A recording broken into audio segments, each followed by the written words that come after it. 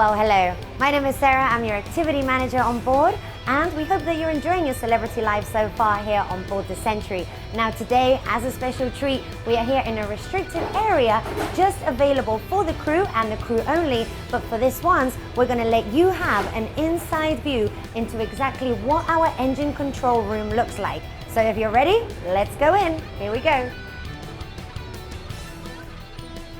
So here we are coming down into the engine control room for this vessel, which actually holds a maximum capacity of over 2,200 guests. So let's have a look at the actual control room that takes care of the propulsion of taking us to and from every single port.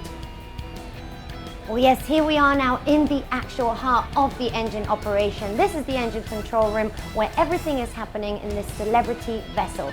The Century is actually 866 feet long and 105 feet wide, so it's a pretty large vessel to take care of, particularly because it is pretty much a floating hotel. So we have to be extra careful because we have a lot of guests on board. Now, this restricted area here is where over 8 of our engineers work. However, they do need 60 engine crew in order to back up this operation and take care of everything from the electricians over to the plumbers and so on. So there's a lot of crew involved in this operation. Now behind me, as you can see, everything is computerized here on board. And here we are going to start showing you the actual AC system. Now we have 4 compressors and everything is computerized. If we actually look around the room, we can see how everything has their own CPU unit in order to take care of that.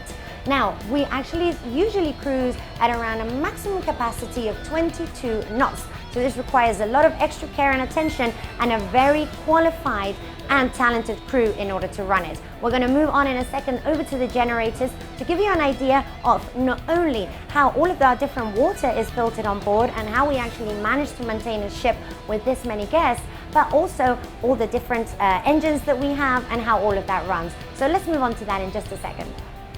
So now let's move on to the generators that are actually giving us a lot of the propulsion for a lot of the things that happen on board. Now we have 4 of those, 3 of which are running usually, and another one that we will actually turn on whenever we do need that extra power, when we are coming into port, or whenever we need that extra bit in the galleys in order to produce those 12,000 meals that we prepare every day, so you can imagine.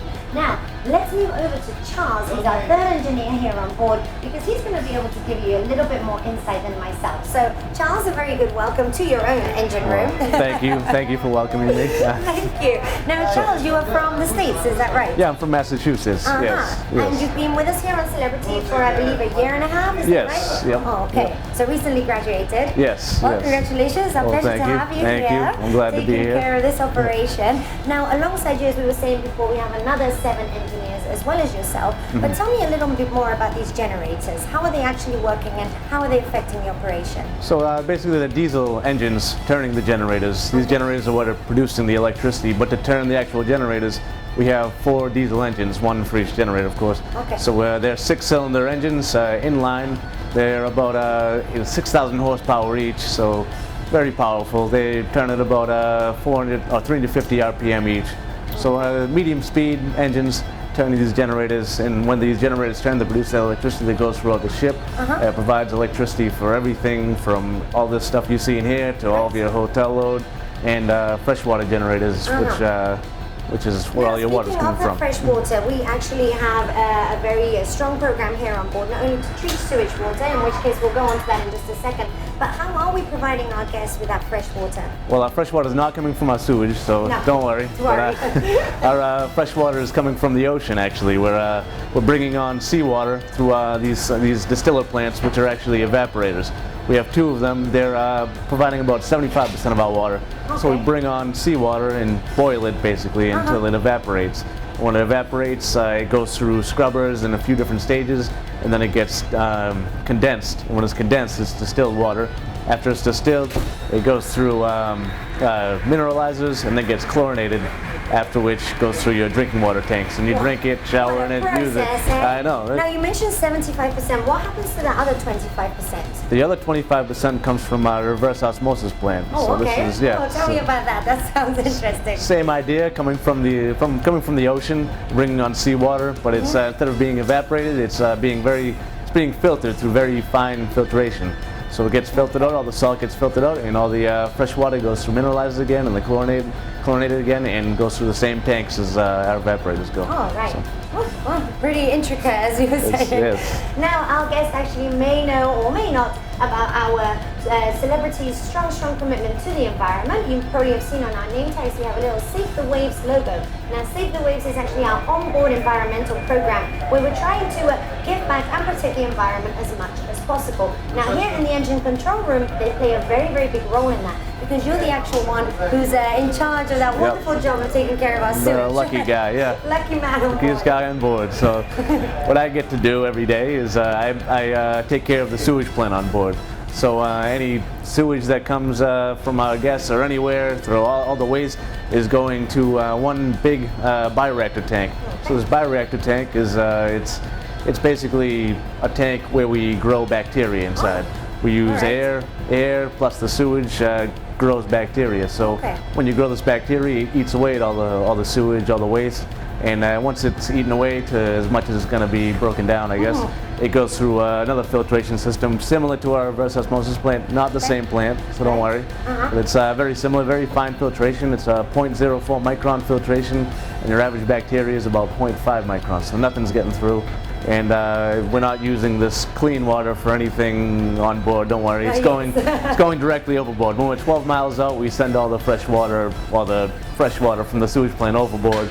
Right. And I do believe that we have 330,000 gallons of water. Is that how much we're actually fresh water we're producing every day? About 270,000, I believe. Not every day. That's what our capacity, what our maximum capacity is. On board. Okay. Yeah. All right. So fantastic. Now these generators that are helping us, they're pretty big. I remember you saying, right? Yes. Three times as tall as we are. Right? Probably about that, and then longer than this room. So longer than this room, so you huge. can imagine. Yes, pretty big themselves. All right. So we're going to move over to the engines in just a second. So let's move on to those. All right. Okay, so after moving on from those diesel generators that we were telling you about, let's talk business now and move on to our actual engines. Now we have 700,000 gallons of diesel fuel on board. That is our actual capacity. So you can imagine how much of an operation we are actually running here. Now our propulsion power is 4,200 kilowatts. Isn't that right, Charles? 4,200 horsepower altogether, but yeah. And are we always cruising as those 22 knots, or does our speed usually vary quite a lot? It goes up and down? It varies, but normally we're cruising at about 16 to 18 knots. That's our cruising speed normally, but our maximum would be around 22 knots. 22 at the absolute maximum, but it's very rare. But and as opposed to your average car at home, here we actually have 4 engines and very different types of each one, because we have a father engine, is that right? And then a son. Yes. I like the word they've named it. It's like a family. It's a small family. So, absolutely. So tell us a little bit more about these. So father engines are the bigger engines, of course. They're 9-cylinder engines, and have a bore and stroke of about 4860, and this is the same as the son engines. So they're about, each cylinder head is about, or each piston is about this big. So we have 9 of these, so you can imagine they're massive, even bigger than the generators that we were talking about before. So we have the fathers of the 9 cylinders and the sons of the 6 cylinders. So each we have 2 groups. We have a father and a son on the port group and a father and a son on the starboard group. And these are each dedicated, both of them, 2 of them are dedicated to one propeller. So we have 2 propellers. Okay. And to turn this propeller, there's a shaft attached to it. The shaft is clutched into a reduction gear, and there's a reduction gear on each engine. So the engines clutch into the reduction gear to turn the RPM at around 120 RPM. Now the reason why we need this reduction gear is because our engines are turning around 450 RPM. That's their rated speed. So this is we need these reduction gears because the engines work more efficiently at 450 and the propeller operates more efficiently at 120. So these propellers, I believe we have some in the bow and in the stern, in both bow thrusters. We have bow thrusters and stern thrusters. These are a little different. The same idea though. They're propellers inside the hull of our ship. There's like a tunnel in the bottom of our ship. There's 3 in the front and 2 in the back. And this is when we're coming in out of port to, instead of using a tugboat, we use these to move us from side to side. Oh, I see. So that makes us have to be free of actually having a tugboat. Yes, Here exactly. All right, really interesting. Now I have noticed sometimes that there is quite a noise on board, and I think you're the man who can give us the answer. Yeah, these are the bow thrusters, and the stern thrusters actually. So every time we come in at our port, I'm sure you've noticed it's a little bit rough, and that's because of our bow and stern thrusters. They're very noisy, and hopefully it's only temporary normally for you guys. Yes, but, for us. Yeah, for yourself, for us as well. Yeah. Normally it's only when we're maneuvering. Yes. Exactly. And how about when we're in Harvard Glacier? Because if we're lucky and the weather is good, we actually get an opportunity to do a 360-degree turn around the glacier. How do you manage that from here? Those are the bow and stern thrusters. Same thing. Same idea. So we can just turn on a dime basically with these stern thrusters. Okay, do you actually control it from here, or is there a different area where this happens? We have the capacity to control it here. We normally don't. In an emergency we will, but we don't. There's one switch here that we give power to the bridge, and whenever they need to make any reduction or increase in speed, they'll move the throttle, and we'll see it move down here. Everything is mimicked down here. They call down if we have to take an engine off or put an engine on, we'll do that. But mostly we're just a slave to the bridge, so see. we're just working for that. In your own experience, how much does this differ from, let's say, a ship or a vessel where there are no guests on board? Because it's very different, I believe, right? It would be the same idea. I mean, maybe the maneuvering and things like this would be a little different. Here we have controllable pitch propellers. On a lot of cargo ships, they just have a regular standard propeller. Now, the difference between those two, the controllable pitch is this is how you change the speed. You just change the angle of the propeller instead of changing the RPM. So this makes for a smoother ride, less cavitation, things like this. I see. But on a cargo ship, you're not too worried about the rockiness so much. How about from, let's say, the generators and running the amenities on board? I can imagine there has to be some difference there. Yeah, we have a lot more of a hotel load here because we have a lot of creature features, I guess, for the guests. So we have, we have about 2,000 guests on board. Any cargo ship normally only has about 50 to 100 people, so you have a lot more. That includes our sewage system, our generators, our water system. We're producing a lot more. Theater alone, I can imagine. The galley, that must take quite a lot of power. Yes. Okay. It's huge. Well, what is your personal preference? Where do you enjoy working most? Well, this was actually my first job here. I did as a cadet. I worked in a cargo ship. I enjoyed it, but I enjoy